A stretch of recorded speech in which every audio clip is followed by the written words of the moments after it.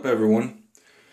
The total rebuild on the RSST, running 22 gauge, single coil, running Vapor Dragons, Strawberry Shortcake. This is some good stuff.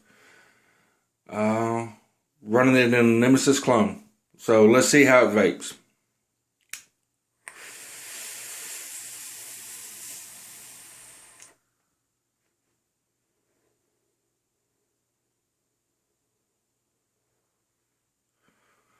Yeah.